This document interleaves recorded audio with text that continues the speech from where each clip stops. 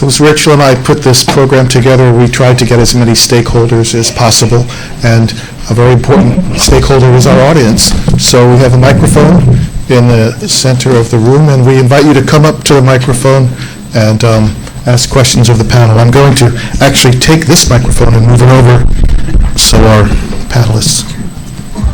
Yep. So hello, I'm Mauricio Rocha Silva from São Paulo, Brazil. Sorry to be covered in leaves. To get here I had to come through the jungle. And I was extremely surprised to discover that Europe is by far the most advanced place in the world in open access, because it's been around for 15 years, whereas in Latin America we have, apart from snakes and piranha, we have a beast called Cielo, Scientific Electronic Library Online, which has been around for 15 years. There's about 1,000 journals in it, publishes 40,000 papers a year, and it's entirely, completely, 100% gold open access, every single journal. And I noticed that apart from possibly Australia and New Zealand, the world for you guys ends at the equator, because I couldn't even see South America in anywhere, or Cielo anywhere in this discussion. We are archived, we can be retrieved, we can be reused, we can be copied down. We're everywhere in PubMed, PubMed Central, and in Cielo, all of which are totally open access. So and we've been doing well. I mean, we've been coming over for 15 years. Maybe we're the little mammals which survived after the dinosaurs might get extinct, and maybe we will be like the future, a bit like PLOS in a way. So maybe next time you hold a session on open access, you should invite one of us jungle people to come and explain how we survive. We don't charge anything like the top prices I heard here, and we're still going strong. Thank you very much.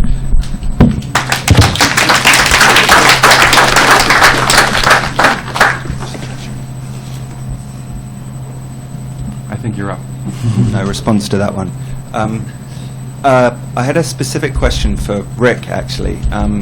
About unintended consequences for libraries. I agree with your definition of what a library should be, but I wonder if the people who pay the bills for libraries will all agree with that. I remember when the discussion about open access first came out about 12 or 13 years ago, I was talking to the dean of a medical school, and I explained to him how it was going to work, and his first response was, great, I can bulldoze the library, fire the librarian, and build labs there.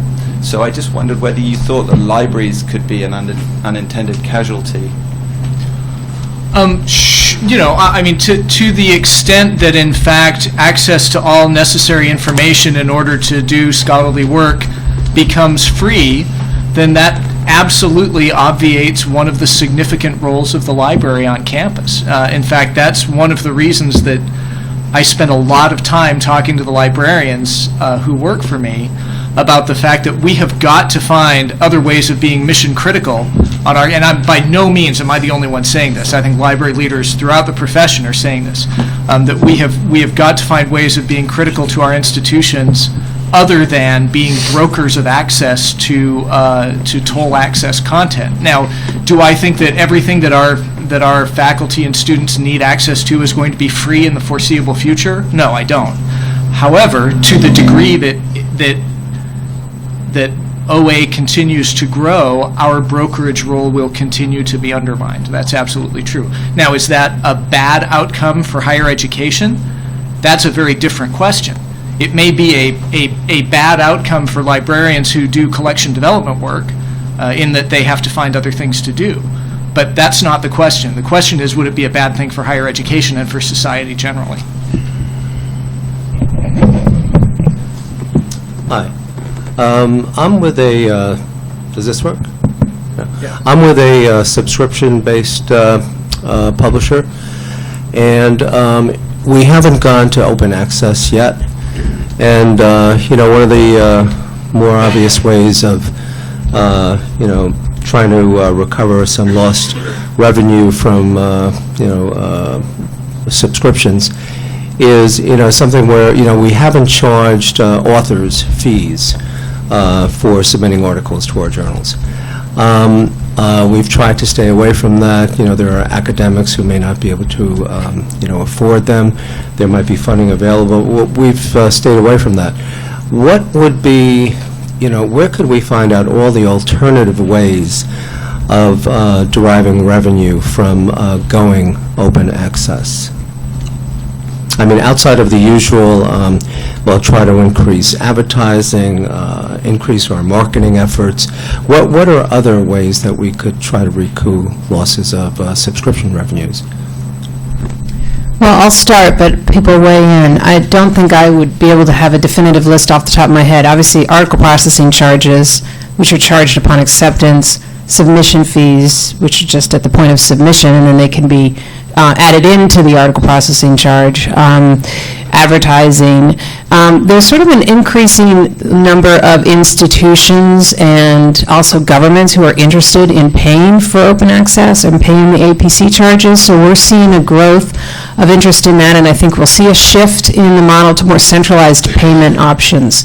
So, there may be opportunities to actually build up a more secure revenue base, starting revenue base, if you have institutional partnerships. Depending on what subject area you're publishing in, there may be very logical choices. We've also been approached frequently at PLOS by foundations who are interested in increasing publishing in their area. So they have their own missions to serve, and they're interested in offering ways to increase the publication and the time to publication in their specific areas. So I think, again, depending on what field you're in, there may be natural partnerships and alliances. Funding agencies have made funds available. It's how PLOS got started to pay for this, and I believe there are funding agencies who are interested in open access. So that may be a startup fund, but not obviously an ongoing revenue stream. And then the PeerJ membership model, which is a very different model. It's going straight to the individual as opposed to, for a lifetime membership. And that obviously depends on keeping the cost of publishing very, very low, but I think it is still an interesting model to experiment with, and societies who have a membership base may have a natural affiliation there and a natural opportunity there too. Because that kind of sums up what I'm familiar with. What else do people know about? I'm not a librarian, but the librarian in me wants to point you to a resource, and SPARC has a publication called Planning for Converting a Subscription-Based Journal to Open Access. I just Googled it. Could have saved me a lot of time and energy there. And it's high level, but if you want more detail, I'm sure if you call SPARC, they'll give you a hand. I mean, I'll add to what Kristen said about the sort of membership model. I think is really interesting. There's the level that PeerJ is doing it on, which is sort of this individual level. You could also think of that in terms of an institutional level. Can I sell a membership to an institution, X amount every year? Your authors can now all publish in my journal. Or on the working with a society, for this amount of money, you get to be a member of the society, you get to come to the annual meeting, and you get to publish a paper in the journal, something like that. So I think there are other ways to work that way. And I think submission fees, I think, are really interesting. And I kind of feel about submission fees that they're a bunch of penguins sort of standing on the edge of the ice floe, and as soon as one jumps in, everyone else will. Because I think they're a brilliant way to do a very high quality, highly selective journal in an open access manner. The reason you can't do that and make ends meet right now is because of the cost of rejection. If you reject 95% of the articles, then 5% of the articles that come in have to pay for all the work you're doing there. And I think submission fees, not necessarily because they're going to bring in a huge amount of money from each submission, but I think they're going to cut way down on the submissions, because if you run a high-quality journal, you get an enormous number of submissions that are out of scope and that are just, there's no way this is going to get into this journal. And so if you put that little speed bump in front and not even a huge amount of money, then you're going to have a lot fewer submissions. You're still going to get the quality ones that should be in your journal, but you're going to have to do less work to get to that point, and it's going to lower your costs. And not only do you get a high number of submissions, that number is growing substantially every year, because the rate of, the amount of scholarship that is being produced every year is going up dramatically, and that is part of the reason. That's part of the reason for the growth in journal prices, as you guys know better than other people. I'm not saying it's the only reason, and I'm not saying it's even the main reason in some cases, but that's part of it. And just a couple more. So if you're doing both print and online, there's a sort of a new resurgence of page charges and color charges, author reprints, author e-prints, and I think what's going to start happening is some really creative things. Once you realize that the author is your customer, you can sell the author value-add services, which might include, promotional materials or doing press releases. There's a whole lot of things you can do when the author becomes your customer. Search engine optimization, maybe you do things differently for some people who pay a little bit more. Once you start rethinking who your customer is, then you start talking to your customer and say, what does this customer want? And we all have a sense of what they want, but once it shifts, you can really come up with new stuff. It turns out what they want are readership reports. They want to know who's reading their paper. If we could tell them that, they'll pay us a lot more money. Seriously. I just want to add that, PLOS One was, I was talking to Kristen a little earlier, it's an unintentional business model. What they were doing was providing something, basically a timestamp, so you couldn't get scooped, and that just grew. So you may not know exactly what it is, but if you try different things, you will find out what authors want, and there may be revenue there or not. Hi, I'm Alice Meadows from Wiley. I wanted to ask the panel what you think the impact, if any, will be on multi-author collaborations of mandates. So I think Roy and Robert both commented on the complexity issues, and you just had, Roy, one box for author, but actually, in a multi-author international environment, there could be 10, 20, 100 boxes up there. So do you think it's going to be a help or a hindrance, and what role can publishers and others play in that? Yeah, so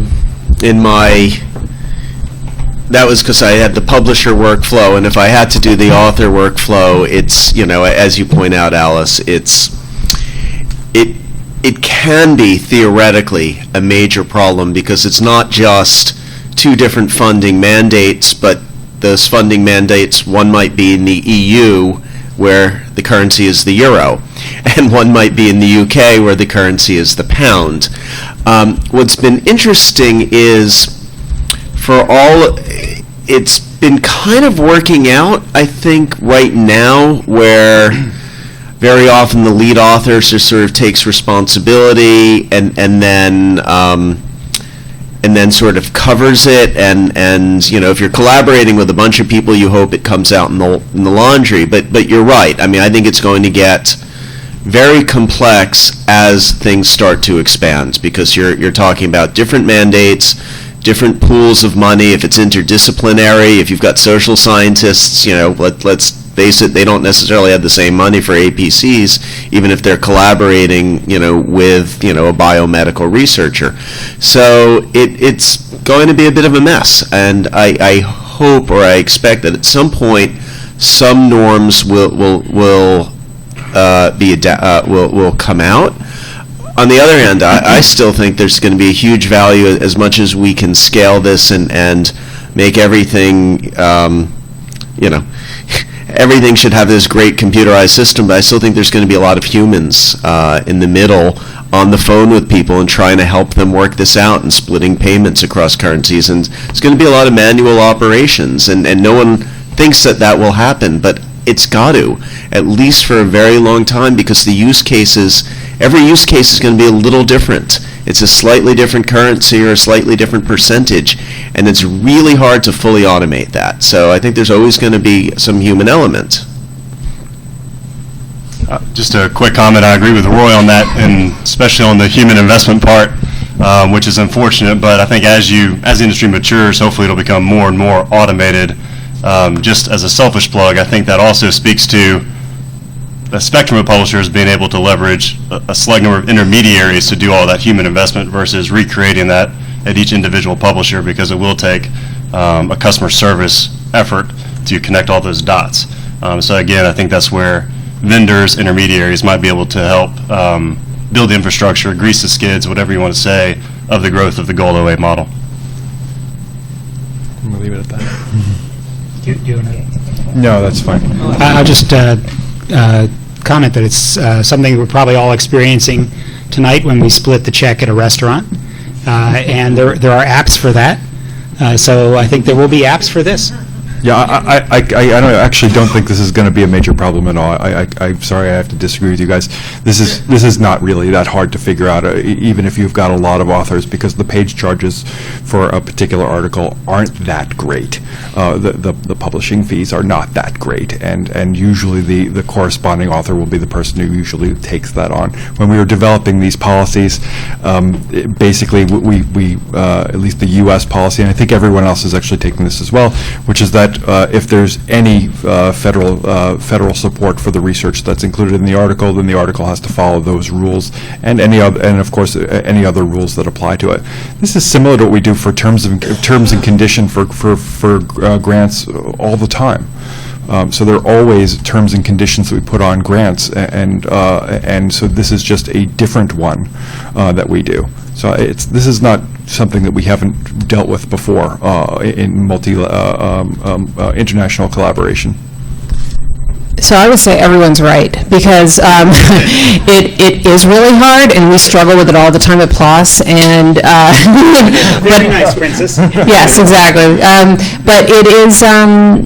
But these are surmountable problems, and the more people who are doing it, the easier it'll get, the better the technology will be, the more we'll just invest in it, and the more we'll have policies that are workable. Right now, PLOS allows, I think we allow splitting the check by, 15 people. I mean, it's crazy, right? We shouldn't be allowing that. Okay, there will be an app for that. There'll be an app for that, but we'll also just streamline the policies a little bit. So I think over time it won't be a problem. Initially there'll be some hurdles. Actually, I wanted to ask a question down to that end of the table. Academia is notoriously conservative. It's sort of for Mike and for Kristen. And Kristen talked about some really interesting new ideas and different ways to publish, micro-publishing, things like that. At the same time, the criteria for receiving grants, the criteria for receiving career advancements are the same old, stuck in the mud. You have to publish, don't publish lots of little articles, publish one big article and is it I guess the question is, are we putting the cart before the horse? Do we need to be reactive to academia itself? And Mike, question for you in terms of these policies, and I know these sorts of things and this more open sharing and rapider publication, things like this are all things you're trying to drive. So what's being done in terms of driving the structure of academia to request these things so we can fulfill them? It's an excellent question, and one that we probably don't deal with from a policy perspective, except in one way. That a lot of the conversations we've been having is that around the idea that right now in science there is a single currency, which is the scientific paper, and whether it be the prestige that we were talking about earlier, or impact factors that are looked at in trying to make decisions on hiring and advancement within academic fields. If we create new currencies around data and micro publications, we can actually start to have wiser conversations about someone's true contribution to their field. And that is, and as multi-author collaborations and the number of authors on publications increases, we've seen obviously this going up over time, as it becomes easier to collaborate, it becomes harder to figure out who did what. And often the third or fourth or fifth author on a paper actually has made tremendous contributions to it. And that's hard to often to tease out from it. And so creating new currencies in and around data and micro publications is something that's really exciting, and I think could get us to a better state. Yeah, I agree with all of that, and I would also add that it is going to be a tough change to make, and I think all we can do is continue to make inroads where we can. So we're seeing more and more examples of non-article contributions being counted in tenure and promotion. So there's a university, I think it's North Carolina, that's allowing blog posts, having a blog, having a successful blog. It's part of the CV on a tenure track application. There are other examples like that beginning to crop up. The use of article level metrics as a validation on the papers, things that are just outside of the norm. And I think we just need to continue to champion those efforts, and we'll be able to make change over time. David, I'd say that the one that seems to me to fit really pretty well where we are right now is data, and to begin publishing data linked with the literature and literature linked with the data. It's a big change in terms of procedure, but I don't see it really being a big change in terms of policy, and especially promotion, tenure, and so on. So I'm really hopeful that the data, which several of us have commented on, it really does take off.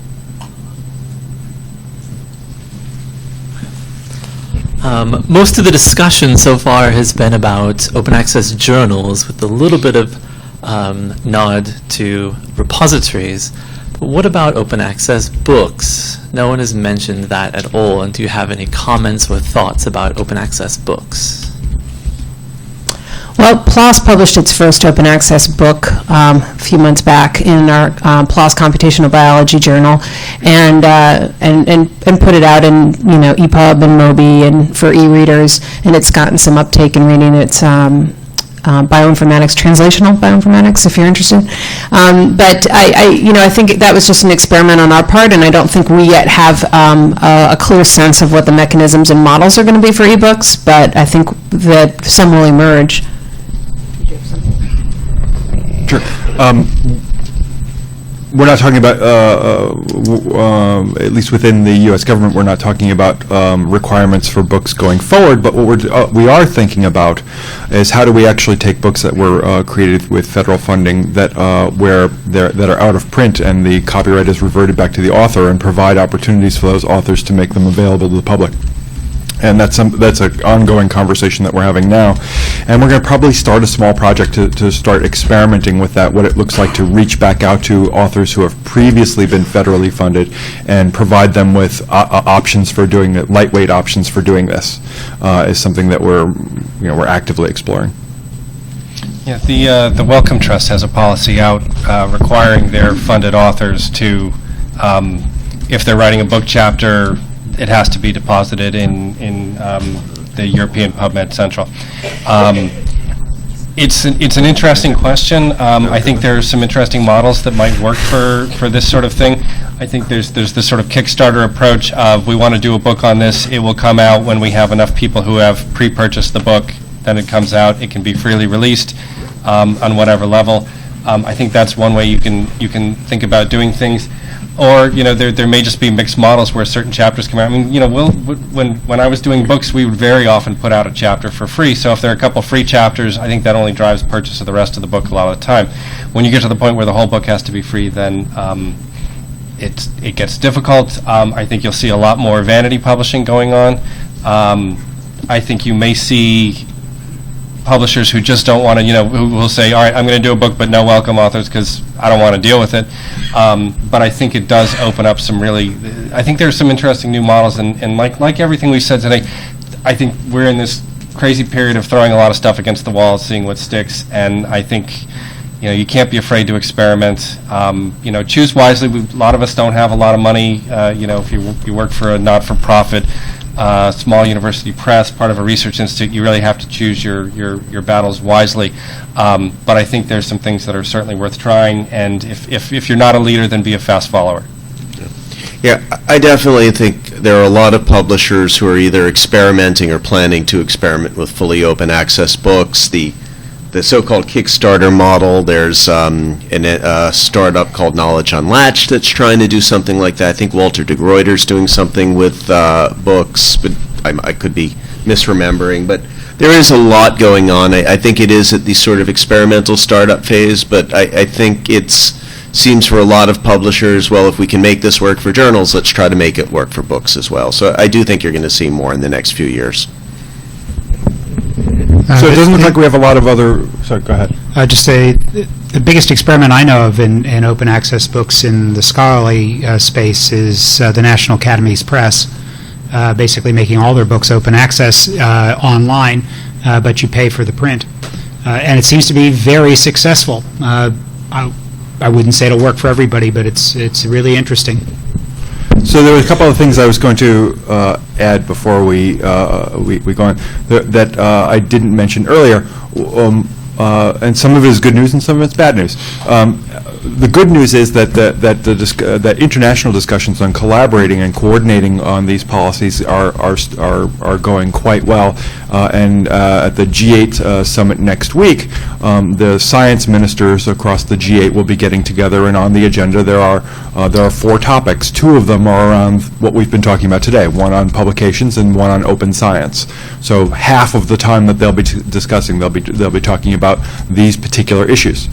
Now the bad news, well, it's good and bad, is that the White House is done releasing policies on this particular topic. We're not done on data yet, even though we just put out an executive order that we're implementing. We are thinking about next steps. But Congress isn't. And so we're already hearing, whenever Congress hears something they like, they often like to take credit for it. And so we are already seeing language being shot back and forth that is likely to get tagged into bills on requiring new requirements for open access, and including on licenses and repositories. And so Congress is very, very active on this right now. And so we're going to see a lot more. So hold on to your seats. In other words, in the next year, we're likely to see something come to a vote, at least in the House. Everybody tweet that fast. No, don't tweet that. Too late, they are already. Mike says don't tweet that. Mike says give me a break. Okay, so are there any time for one more final question? Okay.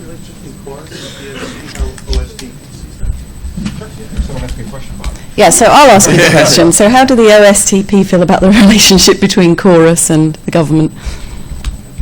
And PMC, sorry.